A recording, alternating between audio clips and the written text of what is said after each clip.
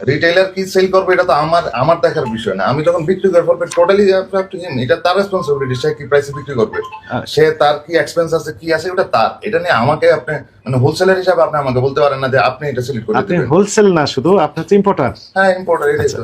Importer হিসেবে আপনার responsibility কি? আপনি কি আইন কানুন পড়ে বলতেছেন না গায়ের জোরে বলতেছেন? না না, গায়ে জুড়ে কেন না বলেন? আইন পড়েছেন আপনি? না, না, আইন জানা আছে কিনা আপনার? না না, আমি ওটা জানি না। জানেন না? তো জানেন না তারপর আপনি বলছেন কেন? আমরা তো আইন জেনে আসছি। আচ্ছা বলেন তাহলে। যে কোনো প্রোডাক্ট আপনি যখন বিদেশ থেকে নিয়ে আসবেন, তখন ইম্পোর্টার হিসেবে যেহেতু আপনি সাপ্লায়ারও, আপনার দায়িত্ব হচ্ছে ডিক্লারেশন দেওয়া নিজেকে, যে আমার নাম অমক, আপনার নাম কি যেমন বলেছেন এখানে আজাদ কমিউনিকেশনস, এবং আপনি স্পেসিফিক অ্যাড্রেস লিখে দিতে হবে এখানে একটা ট্যাগে।